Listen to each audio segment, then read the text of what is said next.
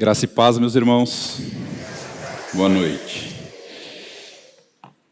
De toda essa superprodução que a gente viu aqui com efeitos especiais, os animais, os peixinhos,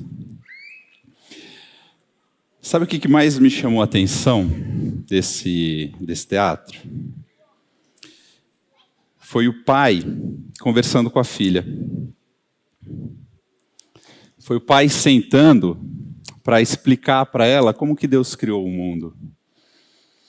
E acho que isso mostra para nós que somos pais, esse relato do nosso dia a dia.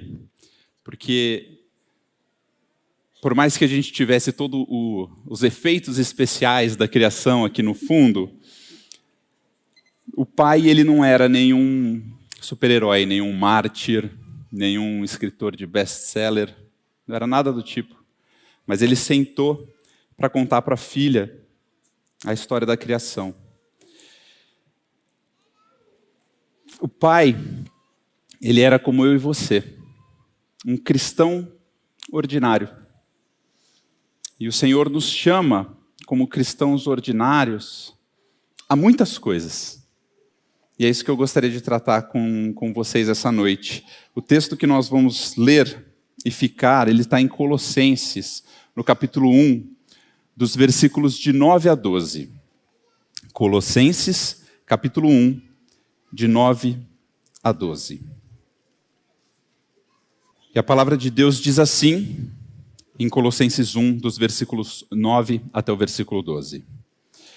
Por esta razão, também nós, desde o dia em que o ouvimos, não cessamos de orar por vós e de pedir que transbordeis no pleno conhecimento da sua vontade em toda a sabedoria e entendimento espiritual, a fim de viverdes de modo digno do Senhor para o seu inteiro agrado, frutificando em toda boa obra e crescendo no pleno conhecimento de Deus, sendo fortalecidos com todo o poder, segundo a força da sua glória, em toda a perseverança e longanimidade com alegria, dando graças ao Pai, que vos fez idôneos à parte que vos cabe da herança dos santos na luz.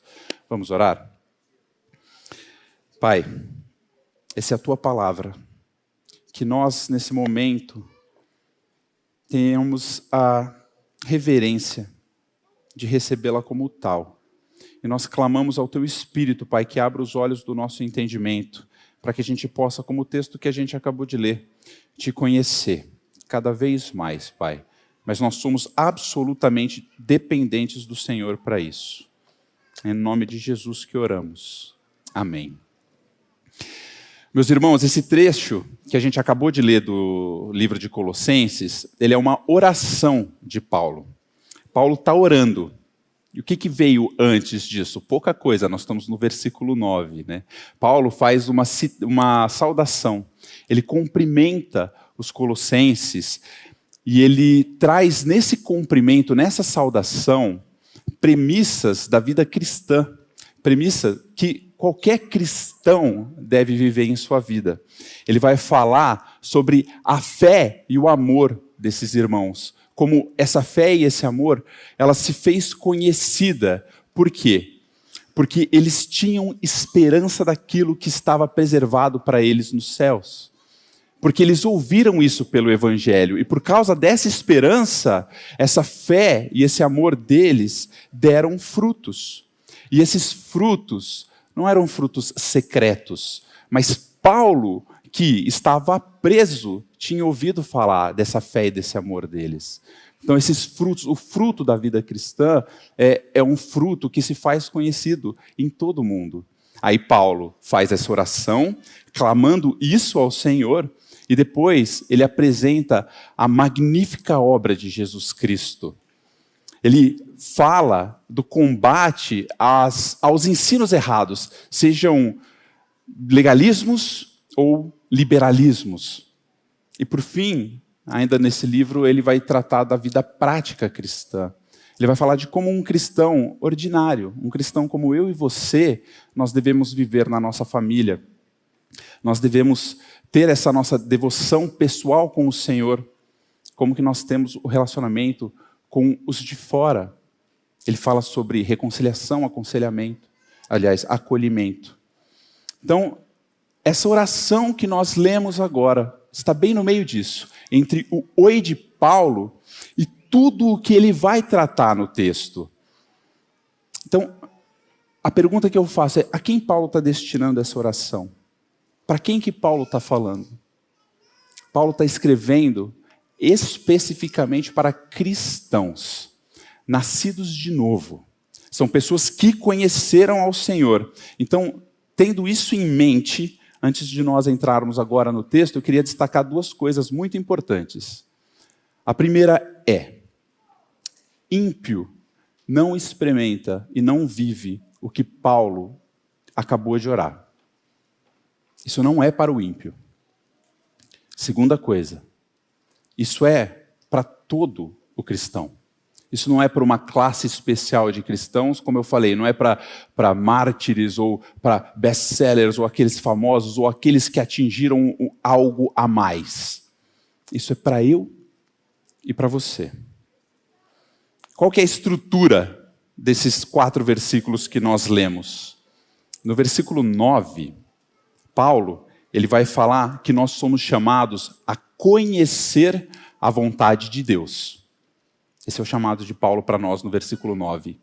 No versículo 10, Paulo vai dizer que nós somos chamados a viver a vontade de Deus. E aí nos versículos 11 e 12, Paulo vai dizer que é Deus quem nos fortalece e nos capacita a viver segundo a sua vontade. Então, entrando no texto, meus irmãos, eu vou ficar bastante em Colossenses, não só nessa perícope, a gente vai rodar um pouquinho em cima do livro. Então, sempre que a gente sair dele, deixa um dedo, deixa a fita, um papel, deixa marcado. Nós vamos também, já vou antecipar para vocês, bastante para Efésios e ficar fazendo um paralelo. Então, se você conseguir deixar marcado depois nesses dois, é o que a gente vai transitar um pouquinho mais, tá? Então, entrando propriamente no texto agora.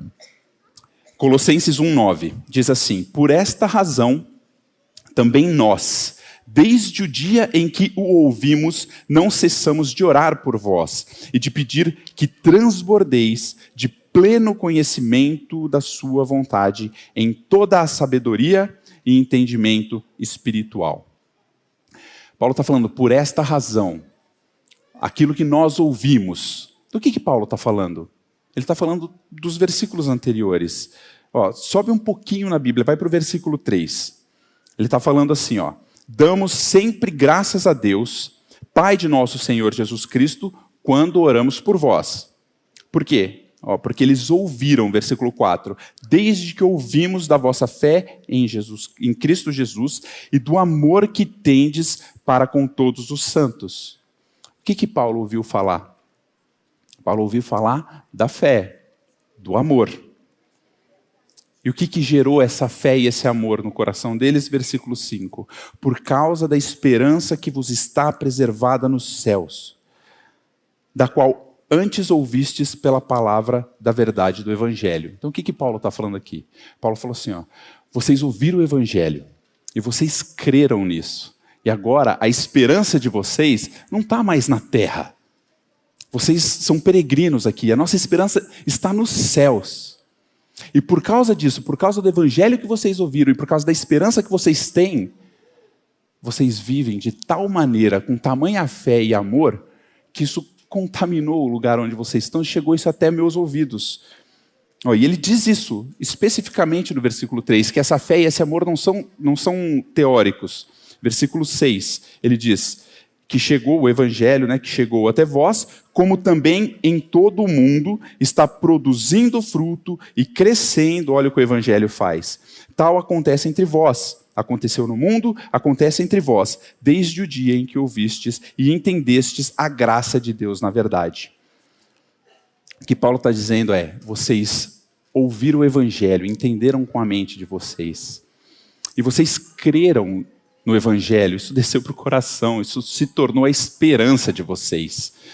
E uma vez que vocês entenderam, isso desceu para o coração de vocês, a consequência é que o corpo de vocês age e dá fruto. Isso gera fruto. E gera fruto a ponto de Paulo, na prisão, ter ouvido. Vocês percebem o tamanho da influência que um cristão ordinário tem no mundo? Paulo, então, depois que ouviu falar desses irmãos como eu e você, aqui ele está citando uma igreja.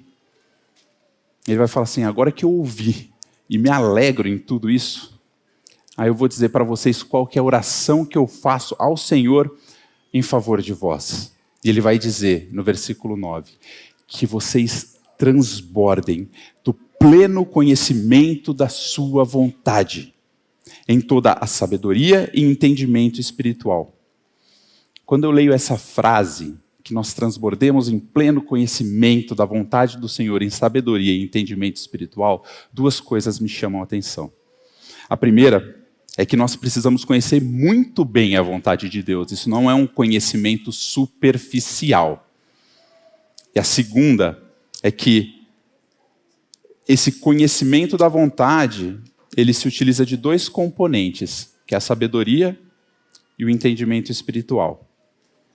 Então, para conhecer a vontade de Deus, a primeira coisa que me chamou a atenção, né? Como que eu faço para conhecer a vontade de Deus? Onde está a vontade de Deus? Será que eu preciso de alguma revelação especial? Será que existe um lugar que eu aperto um botão e sai a vontade de Deus? Será que existe algum livro que fala assim, a vontade de Deus é essa, 2 pontos? Existe. A Bíblia. Eu vou citar aqui alguns versículos, vocês não precisam ir, se quiser anotar, mas olha o que fala em 1 Tessalonicenses 4:3. Pois esta é a vontade de Deus, 2 pontos, a vossa santificação. 1 Tessalonicenses 5:18. Em tudo dai graças, porque esta é a vontade de Deus. 1 Pedro 2:15. Porque assim é a vontade de Deus, 2 pontos. Que pela prática do bem façais emudecer a ignorância dos insensatos. João 6:39. Jesus diz, e a vontade de quem me enviou é esta, 2 pontos. Que nenhum eu perca de todos que me deu, pelo contrário, eu os ressuscitarei no último dia. E o versículo 40 ele fala de novo, ele fala de fato, a vontade do meu Pai é, 2 pontos. Que todo homem que vir o Filho e nele crer tenha a vida eterna. A vontade de Deus, meus irmãos, ela é revelada nas Escrituras. Steven Lawson chegou a dizer que quanto mais a gente conhece as Escrituras, mais a gente conhece a palavra, e aliás, a vontade de Deus. Quanto mais nós conhecemos a palavra, as Escrituras, mais nós conhecemos a vontade de Deus. Para quê? Por que eu preciso conhecer a vontade de Deus? Lembra que eu falei que a gente precisava ficar com o dedo em Efésios? Então vamos começar. Efésios 5:17.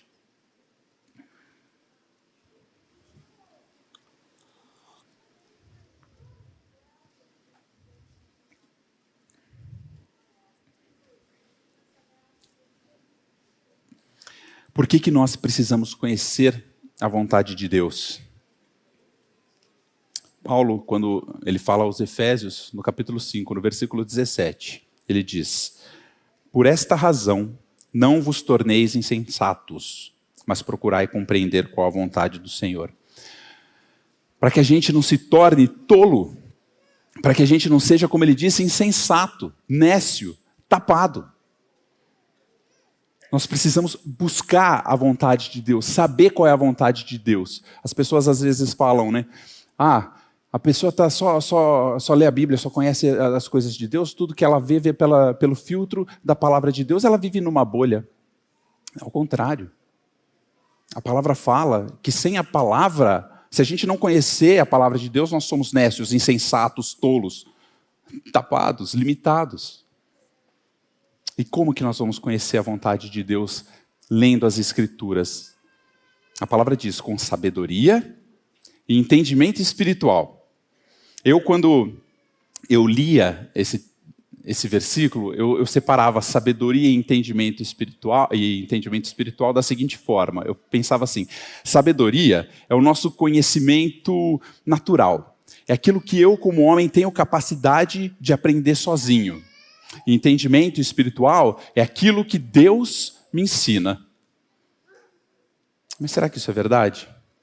O que a palavra de Deus fala em Provérbios? Em Provérbios 9:10, fala que o temor do Senhor é o quê? É o princípio da sabedoria.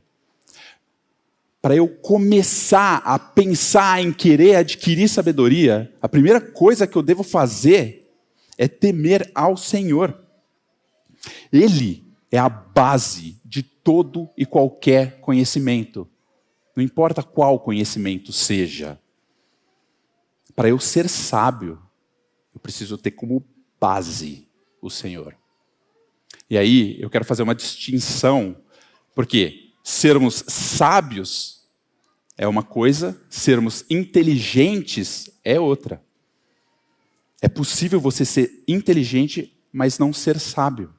Existem pessoas que são tão inteligentes que assim, eu jamais sonho em ser inteligente igual e não tenho a condição de acompanhar a linha de raciocínio delas. Elas estão muito acima na questão da inteligência. Porém, se você não tem como premissa e como base o temor do Senhor, o Senhor como base de todo o nosso conhecimento, você pode ser inteligente o que for, mas você continua sendo nécio, tapado.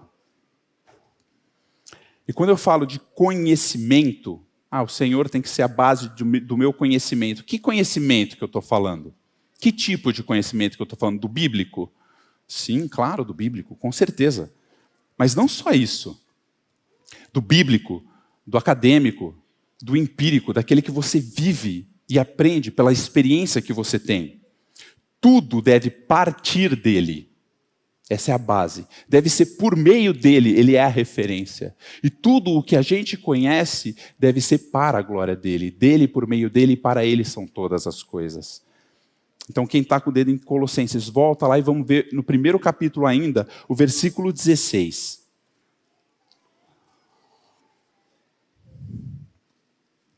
Colossenses 1,16. Pois nele foram criadas todas as coisas no céu e sobre a terra, as visíveis e as invisíveis, sejam tronos, sejam soberanias, quer principados, quer potestades. Tudo foi criado por meio dele e para ele. Ele é antes de todas as coisas. Nele tudo subsiste. Segue um pouquinho, começo do capítulo 2, versículos 2 e 3.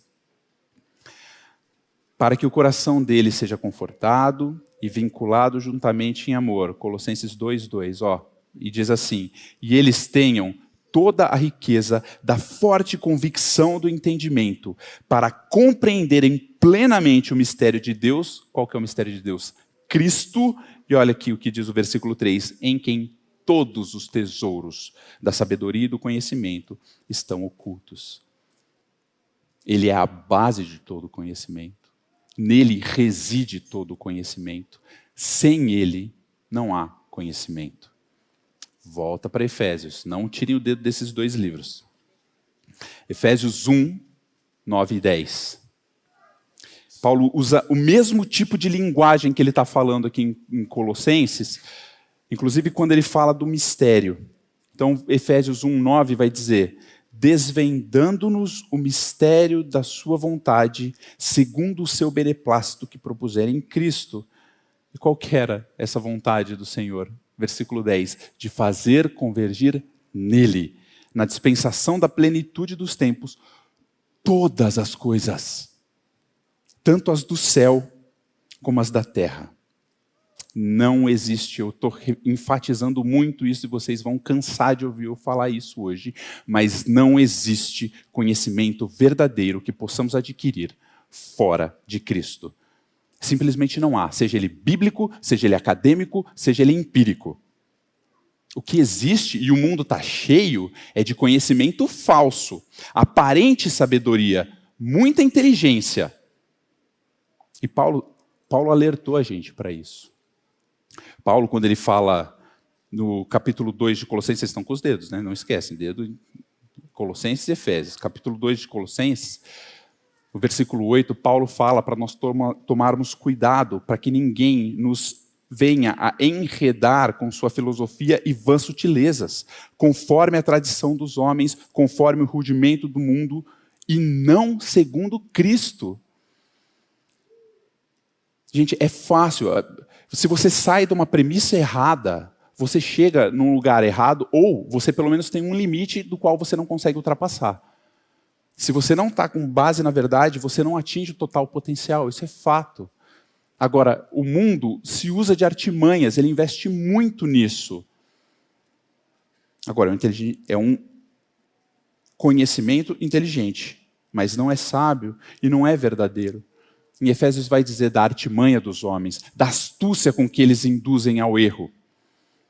São pessoas inteligentíssimas, são teorias muito bem elaboradas.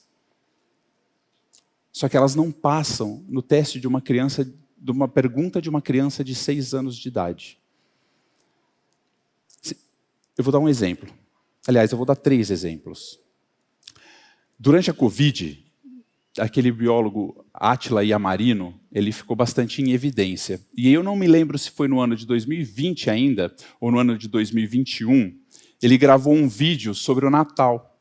E ele falou assim: gente, nós precisamos celebrar o Natal como humanidade. Por quê? Aí ele vai explicar o porquê que nós... E ele, como biólogo, explica que a ciência já comprovou que existe algo que nos une, que se chama vida. E a ciência, ela comprovou que todos nós viemos de uma vida. Foi uma vida única que gerou todos nós. E aí ele não entra mais nesse assunto, ele volta e fala, então por isso celebraremos, então, vamos comemorar a vida e fraternidade, aquele monte de palavra bonita. Mas ele não explica. O cientista Richard Dawkins, uma das mentes mais brilhantes do mundo, ele é um ativista ateu. E ele escreveu um livro que se chama A Grande História da Evolução. E sabe o que ele faz nisso? Ele conta cronologicamente como todas as coisas aconteceram. E ele usa de uma lógica maravilhosa. Ele vai e constrói toda a linha de raciocínio. E nessa linha do tempo dele, lá no começo, tem uma frase e um período de tempo que está um tempo não determinado, e a frase que diz embaixo é fenômenos desconhecidos pela física e leis naturais atuais. Existiu então um tempo onde aconteceu algo que a nossa ciência não explica, que gerou tudo isso. A partir daí, ele começa e desenvolve todo o livro dele, todo o raciocínio de como o Big Bang aconteceu, como tudo foi. Mas eu faço uma pergunta para vocês. Quando eu contei essas 2 histórias, se vocês pudessem fazer uma única pergunta em cada uma delas, qual seria? A do biólogo, Átila Yamarino, a primeira pergunta que está na nossa mente é: qual é essa vida? Tá, legal, de onde a gente veio? Mas ele não sabe responder. Quando a gente olha para a história do Richard Dawkins, a pergunta que a gente faz é, tá, fenômenos desconhecidos pelas leis naturais. Você está falando de milagre, então. Então houve um tempo que existiu o milagre. Da onde veio esse milagre? Quem fez o milagre? Mas eles simplesmente ignoram isso e usam toda a artimanha que tem. Eles usam toda a inteligência que tem, eles usam todo o recurso que eles têm para desviar os nossos olhos da pergunta verdadeira. E, com a lógica, constroem raciocínios maravilhosos, porém, todos falaciosos. E é por isso que nós, como cristãos, meus irmãos, nós devemos conhecer a verdade. Nós devemos estudar a verdade. Nós temos que ser diligentes nisso. Nós temos que ser os melhores acadêmicos possíveis. Mas nós devemos fazer isso com sabedoria, com temor ao Senhor, sendo a base de tudo o que nós fazemos. O salmista não diz: lâmpada para os meus pés é a tua palavra e luz para o meu caminho? Como que eu vou andar se a lâmpada está apagada? Então é assim que nós conhecemos a vontade do Senhor, com sabedoria. Esse é o primeiro ponto. Mas também com entendimento espiritual. O que é entendimento espiritual? Jesus, em Mateus 12:30, ele fala para os seus discípulos, ele fala assim, ó, quem não é por mim, é contra mim. Quem comigo não ajunta, espalha. Não existe neutralidade. Jesus não falou, ó, tem um pessoal aí que está no meio e esse aí está tranquilo, não atrapalham, não. Ele falou, ou está comigo, ou necessariamente está contra mim. Então nós precisamos desse discernimento espiritual, porque, meus irmãos, não são só os ímpios que às vezes estão contra o Senhor. Crentes, nascidos de novo, cristãos verdadeiros, muitas vezes se colocam contra o Senhor. Pedro fez isso. E eu não digo quando ele negou Jesus. Depois, Jesus ressurreto, um crente verdadeiro, um apóstolo do Senhor, chega em Antioquia e se comporta de maneira diferente quando tem os da circuncisão e quando não tem os da circuncisão, a ponto de Paulo resistir-lhe face a face, porque ele se tornara repreensível. Meus irmãos, a gente precisa pegar todo o conhecimento que a gente tem, tudo que a gente adquiriu, e lançar isso aos pés do Cordeiro e clamar por esse entendimento espiritual do Senhor. Você vai falar assim, Pai, o que eu estou fazendo, o caminho que eu estou seguindo, as coisas que eu estou pensando, isso é do Senhor? Pai, se isso for do Senhor, estabelece, firma, derruba barreiras. E o Senhor é especialista nisso. Agora, se não for, Pai, me muda. Não deixe que eu, o teu filho, me torne pedra de tropeço para o teu propósito. Nós precisamos desse entendimento espiritual para quê? Para conhecer a vontade do Senhor e de que maneira? Ainda no versículo 9, ele fala, para que transbordeis do pleno conhecimento da sua vontade. Citando Steven Lawson, ele fala uma frase que eu achei fantástica. Ele fala assim, meus irmãos, a vida é muito curta para nós vivermos fora da vontade de Deus. Olha como o apóstolo usa uma linguagem abundante. Transbordar do pleno conhecimento. Como que um copo transborda? Um copo só transborda se o fundo estiver cheio. Primeiro enche o fundo, depois o meio, aí chega na superfície e aí continua enchendo, ele transborda. Como que nós vamos transbordar do conhecimento do Senhor? Só se o nosso coração estiver cheio do Espírito Santo. E aí é cheio do Espírito Santo, é em cada detalhe. Não é na hora que eu estou na igreja, não é na hora que eu estou na frente da minha esposa, mas é em tudo que eu faço. Porque o Senhor não falou que a boca fala do que o coração está cheio? Se o meu coração estiver cheio do Espírito, aí eu vou ter a condição de, a partir desse pleno conhecimento do Senhor, não conseguir nem me conter e viver de acordo com a vontade do Senhor. Então, no versículo 9, nós vimos que nós somos chamados a conhecer a vontade de Deus profundamente, verdadeiramente e com as premissas corretas.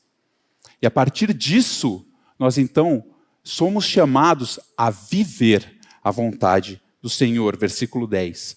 Todo o conhecimento que vocês adquiriram é a fim de viverdes de modo digno do Senhor, para o seu inteiro agrado, frutificando em toda boa obra, crescendo no pleno conhecimento de Deus.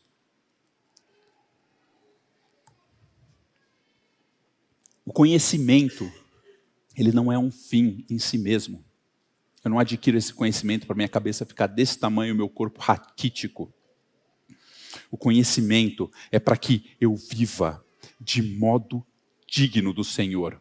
O que é viver de modo digno do Senhor? O versículo diz, ele fala que é viver para o seu inteiro agrado. E aí, só para fazer uma distinção que é importante também. Agrado não é amor. Agradar não é amar. São coisas diferentes. O amor de Deus para conosco, ele é perfeito. Ele não tem como aumentar ou como diminuir, porque Deus é perfeito. Isso não muda. Mas nós podemos, sim, estar vivendo de maneira que o agrada ou o desagrada. Isso pode acontecer de nós vivermos de uma maneira que desagrada o Senhor por um período de tempo ou em algum assunto determinado. Agora, tem algo pior do que viver de maneira que desagrada ao Senhor. É você conhecer a vontade do Senhor e viver de maneira que desagrada o Senhor. E isso pode acontecer com a gente, meus irmãos. E o Senhor nos alertou que a quem muito é dado, muito é cobrado. Ele deu plena condição de nós o conhecermos. E Ele também deu plena condição de nós vivermos para o pleno agrado dEle. O que nós devemos fazer? Como saber se a maneira que eu vivo é do agrado do Senhor? Como que eu sei? De novo, esse mesmo versículo ele está explicando. Ele fala que se nós vivemos de maneira digna do Senhor, para o seu inteiro agrado, nós vamos frutificar em toda boa obra. Não é frutificar em algumas partes da vida. Não é, o meu ministério na igreja está frutificando muito. O meu discipulado, está voando. Não, o meu devocional com o Senhor e os meus estudos da palavra, estou cada vez melhor. Glória a Deus, frutifica nisso, amém. Mas não é só nisso, é em toda a boa obra. Não existe uma única parte da tua vida que está separada disso. O que a gente leu no versículo 6 de Colossenses, desse primeiro capítulo? Nós lemos que o evangelho que chegou até os filipenses, e também chegou em todo o mundo, ele está fazendo o quê? Ele está produzindo fruto e crescendo. Onde o evangelho chegou, aonde o evangelho toca, dá fruto. Isso acontecia no mundo inteiro, isso acontecia com os colossenses, e meus irmãos, isso acontece hoje conosco. Agora, para e pensa, qual que é o verdadeiro impacto da igreja no mundo de hoje? Quando a gente olha para a sociedade, responde, você acha que a igreja está impactando o mundo? A gente olha a sociedade, o mundo está melhorando ou ele está piorando? Olha para as músicas, as letras, os ritmos, os clipes. Olha para as coisas que aparecem na TV. Olha para as relações humanas de hoje em dia. Olha para a política. Olha para as escolas. Olha para as famílias. Olha as empresas. Nós não deveríamos ser sal e luz desse mundo? Nós não deveríamos impactar esse mundo? Mas nós nos acomodamos. Nós acreditamos na mentira que esses lugares de fora daqui de dentro, eles não são assunto da igreja. Não é lugar de crente. Abraham Kuyper, um teólogo do século passado, morreu no século passado, nasceu no século antepassado. Ele falou que não existe 1 centímetro quadrado de todo mundo do qual Cristo não possa dizer é meu. Nós, como igreja, nós deixamos de assumir o nosso papel como igreja, e aí a gente olha para a sociedade e fala, nossa, olha, as coisas não tem jeito, não melhoram, né? Mas onde estamos nós? E aqui eu não estou falando para a gente chegar amanhã e destituir governo, não é isso que eu estou dizendo. Eu estou dizendo que nós devemos frutificar em toda boa obra, onde quer que nós estejamos. Nós devemos frutificar em toda boa obra nas coisas que nós ouvimos, nas coisas que nós assistimos, nas relações que nós temos dentro da igreja, nas relações que nós temos fora da igreja, no meu local de trabalho, na minha escola, nas discussões políticas que eu tenho. E eu devo fazer isso com toda a sabedoria e entendimento espiritual.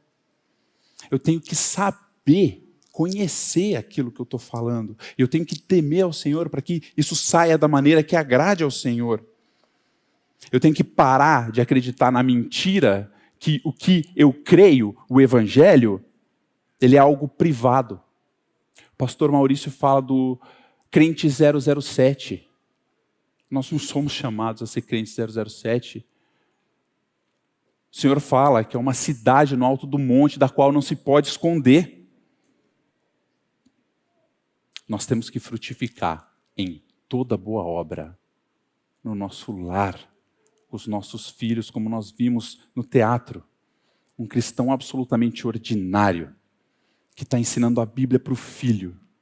E nós não temos ideia dos frutos que isso gera. Se todos nós tivéssemos ideia do fruto que isso gera, nós estaríamos agora fazendo isso com os nossos filhos. Não interessa aonde nós estejamos, é do Senhor. E nós também somos do Senhor. Então o que nós fazemos tem que ser para frutificar em toda boa obra, algo digno do Senhor, para o seu inteiro agrado. Olha o que diz Colossenses 3,17.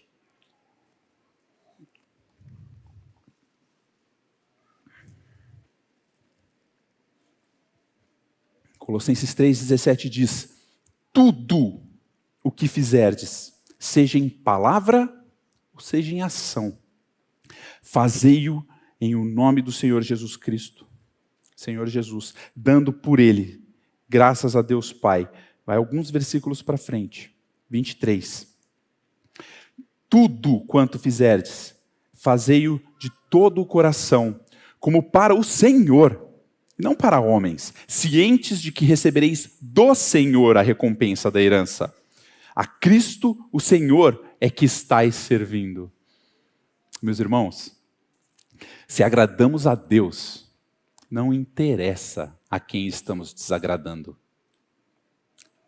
Da mesma forma, se desagradamos a Deus, não interessa a quem nós estamos agradando.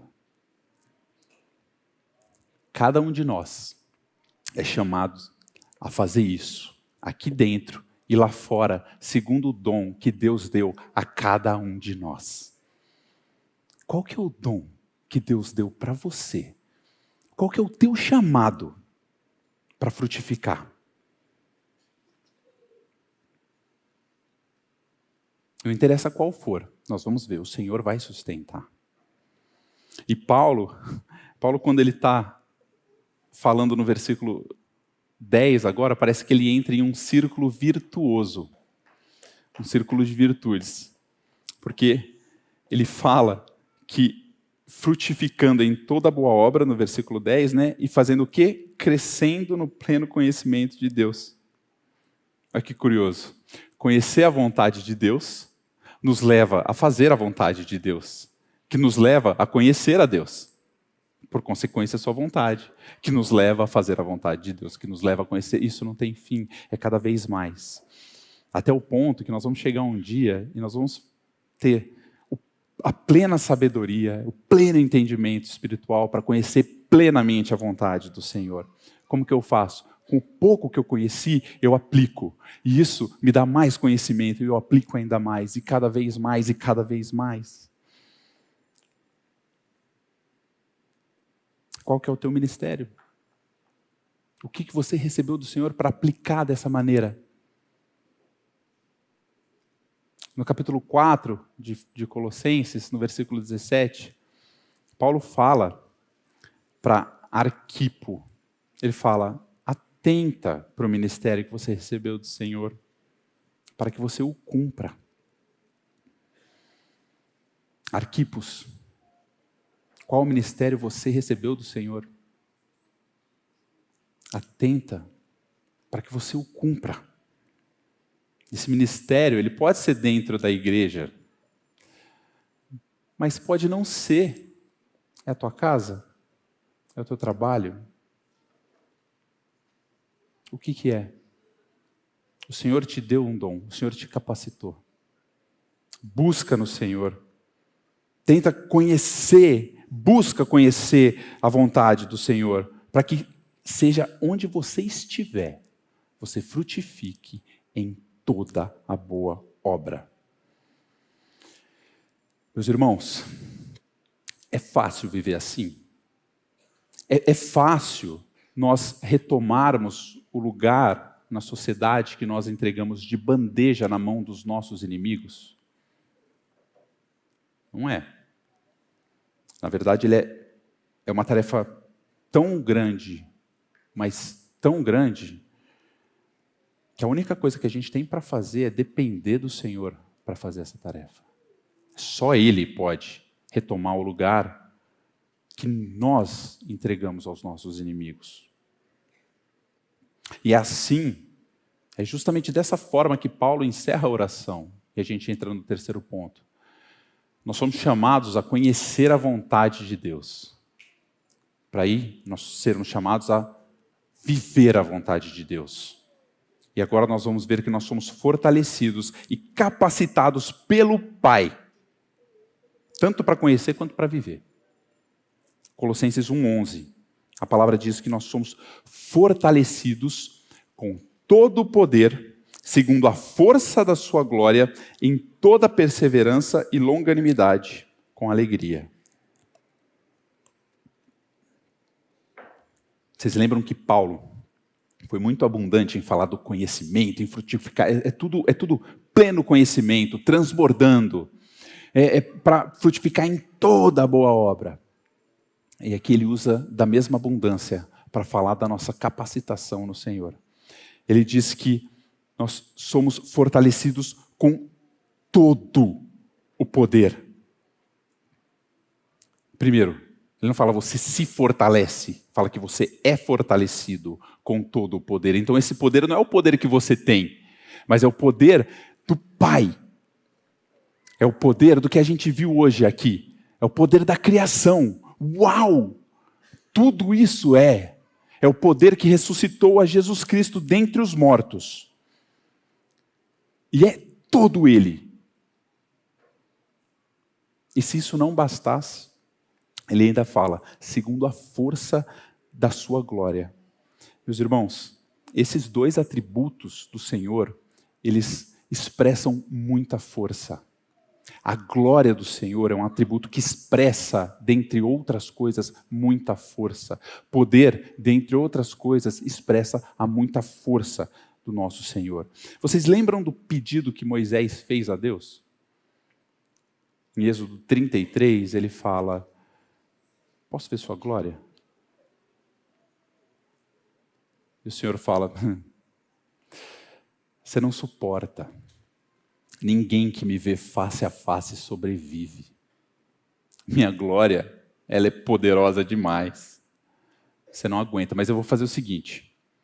Eu vou colocar você aqui na penha e eu vou passar. E quando eu passar, eu vou tampar você com a minha mão. Porque se eu não colocar a minha mão, você não suporta. O único escudo que Deus usou para impedir Moisés de ser fulminado pela glória foi a mão dele. Só ele suporta a glória dele. Será que é pouco o poder que Deus está falando aqui, que Ele nos fortalece? Com todo o poder do Todo-Poderoso, segundo a força da sua glória.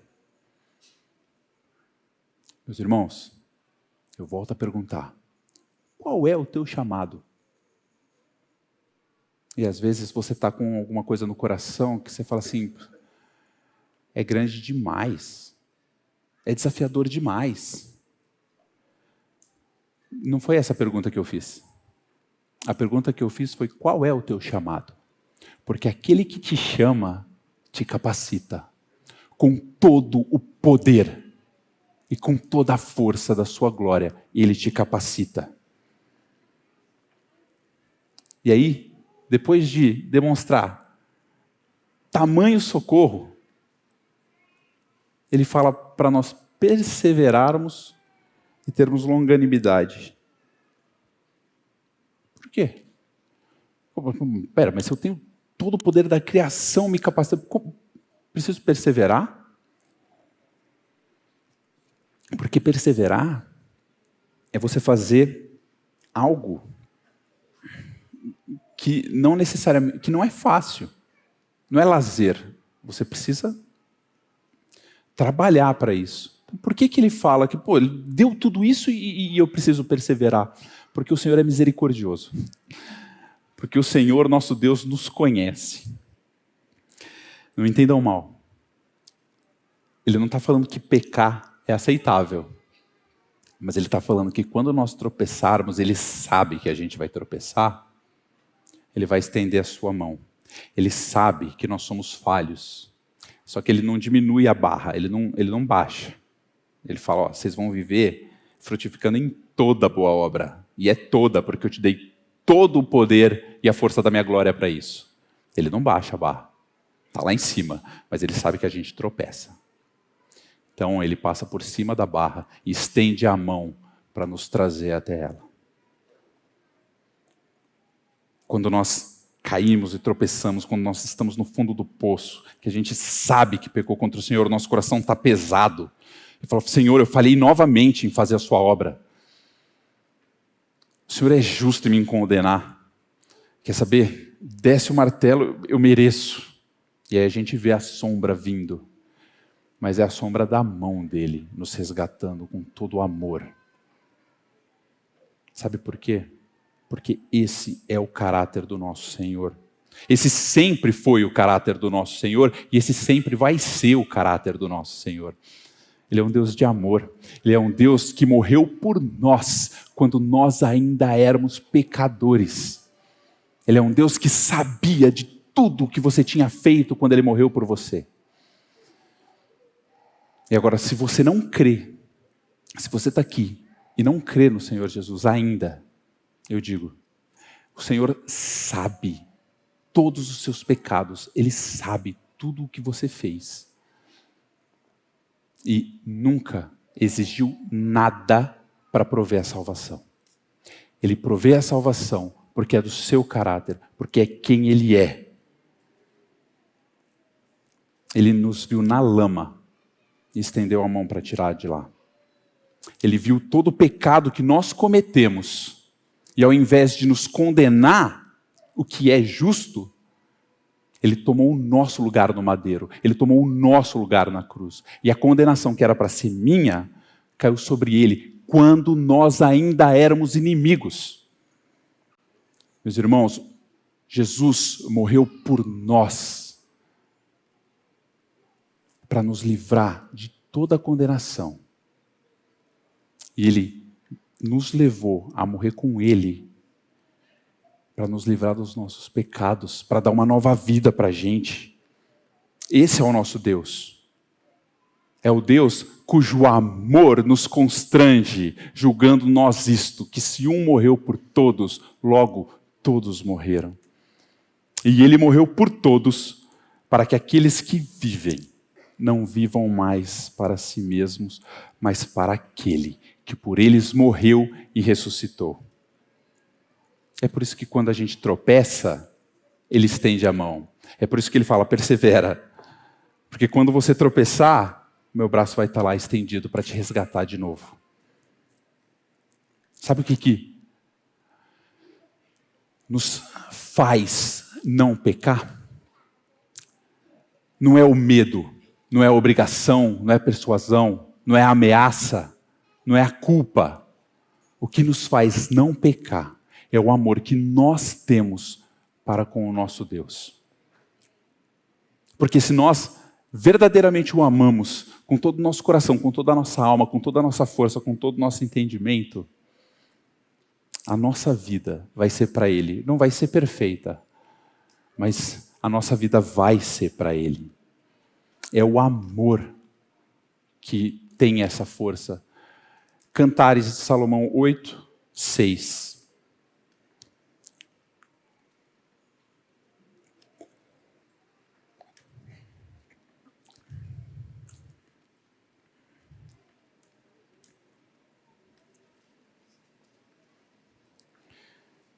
Saí do eixo Rio-São Paulo aqui agora, né? Efésios, Colossenses. Mas esse trecho é importante que a gente leia. A palavra diz assim, Cantares de Salomão, capítulo 8, versículo 6. Põe-me como selo sobre o teu coração, como selo sobre o teu braço, porque o amor é forte como a morte, e duro como a sepultura o ciúme. As suas brasas são brasas de fogo, são veementes labaredas. O amor é forte como a morte, e o ciúme duro como a sepultura. O ciúme aqui a gente geralmente tem a tendência de entender isso como negativo, porque nós utilizamos como negativo, mas a palavra ciúme aqui é paixão, é fervor. Então o amor e esse fervor, essa paixão, é duro como a sepultura. Quem jamais escapou do abraço da tumba? Que pecado é mais forte do que a morte? Porque o nosso próprio corpo, pecador como é, quando morre, ele não peca mais. E aqui a palavra está dizendo que o amor é que faz isso. Essa é a força do amor de Deus. E é por isso que fala que nós vamos perseverar com longanimidade. Porque o amor que nós temos por Ele nos leva a fazer isso. E aí, como diz o final do versículo, com alegria, e entrando no versículo 11, entrando no versículo 12, Colossenses 1:12, no último versículo, dando graças ao Pai, que vos fez idôneos à parte que vos cabe da herança dos santos na luz. Esse versículo ele é muito precioso, meus irmãos. Porque se você for como eu, você vai ver que quando eu falei que o amor que nós temos por Deus é o que vai nos impedir de pecar, eu não dei uma solução. Eu criei mais um problema. Porque eu não amo o Senhor com todo o meu coração, com toda a minha alma, com toda a minha força e com todo o meu entendimento. Eu não amo, eu não tenho essa condição. Então eu estou com um problema, certo? O que esse versículo diz? Que Ele nos fez idôneos à parte que nos cabe da herança dos santos na luz. Ele explica isso um pouquinho mais para frente.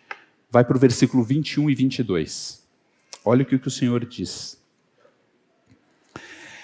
E a vós outros também, que outroras éreis estranhos e inimigos no entendimento pelas vossas obras malignas. Agora, porém, vos reconciliou no corpo da sua carne mediante a sua morte, para apresentar-vos perante Ele, santos, inculpáveis e irrepreensíveis. Eu só o amo porque Ele me amou primeiro. Eu preciso conhecer desse amor, eu preciso conhecer desse Deus, porque quanto mais eu conheço desse Deus, mais eu vou saber desse amor que Ele tem por mim. E aí sim, mais eu vou amá-lo. A obra do Senhor, ela é completa. Ele é a nossa garantia. Ele é a força que nos capacita. Porque esse é o caráter de quem Ele é. Se você crê nisso, confia o teu caminho ao Senhor. Se você não crê, se arrepende e crê no Evangelho. Meus irmãos, se vocês dormiram durante toda a pregação, vou fazer um resumo, para a gente lembrar, para concluir. Nós somos chamados a conhecer a vontade do Senhor. Nós somos chamados a viver a vontade do Senhor.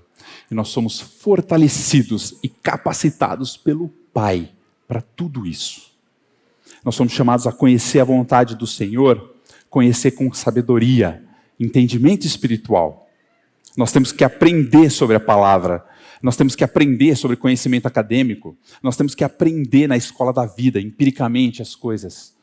Tudo isso tendo o Senhor como a premissa de todas as coisas, com entendimento espiritual, discernindo o que é do Senhor e o que não é do Senhor. Nós somos chamados a viver a vontade de Deus, de maneira digna do Senhor, para o seu inteiro agrado, e tudo que nós fazemos, em todos os lugares que nós estivermos, nós devemos frutificar em toda boa obra. O cristão é como o rei Midas, onde ele toca tem que virar ouro. Dentro da igreja, claro, mas fora também, de tal forma que a gente tenha a ousadia de ir lá para o mundo e retomar aquilo que nós entregamos de mãos dadas para o inimigo, mãos beijadas. E nós podemos descansar nessa luta, porque nós somos capacitados pelo Pai, com toda a força do seu poder, com toda a força da sua glória. Nós confiamos, sabendo que se nós tropeçarmos, nós temos um Deus que nos ama e nos vai colocar de novo no caminho.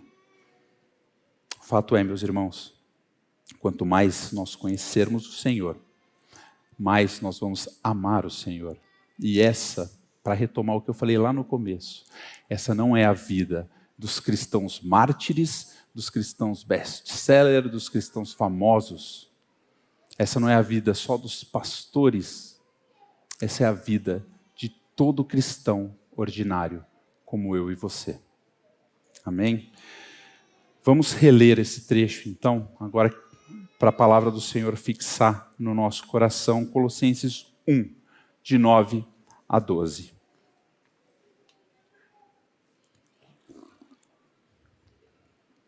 A palavra de Deus diz assim: por esta razão, também nós, desde o dia em que o ouvimos, não cessamos de orar por vós e de pedir que transbordeis de pleno conhecimento da sua vontade, em toda a sabedoria e entendimento espiritual, a fim de viverdes de modo digno do Senhor, para o seu inteiro agrado, frutificando em toda boa obra, crescendo no pleno conhecimento de Deus, sendo fortalecidos com todo o poder, segundo a força da sua glória, em toda perseverança e longanimidade, com alegria, dando graças ao Pai, que vos fez idôneos à parte que vos cabe da herança dos santos na luz. Pai, nós te louvamos e te agradecemos por tamanha obra. Nós sabemos da nossa incapacidade, Pai, mas de maneira nenhuma utilizaremos ela como desculpa para ficarmos sentados. Senhor, nos revela o teu conhecimento, a tua vontade, porque a tua vontade, Pai, é que nós hajamos. Não permita que nós sejamos esses cristãos 007, Pai. Revela para nós, para cada um de nós, qual que é o nosso chamado, onde o Senhor nos quer e nos envia. Que nós tenhamos coragem, ousadia, intrepidez de tomar de volta aquilo que nós entregamos, Pai. Nós te louvamos mais uma vez e te agradecemos, porque pelo teu Filho, pela obra dele na cruz, o Senhor nos capacita. Porque esse é o teu caráter, foi assim que o Senhor nos salvou. Senhor, nós te louvamos e te agradecemos e pedimos tudo isso no nome santo e precioso do nosso Senhor e Salvador Jesus Cristo. Amém.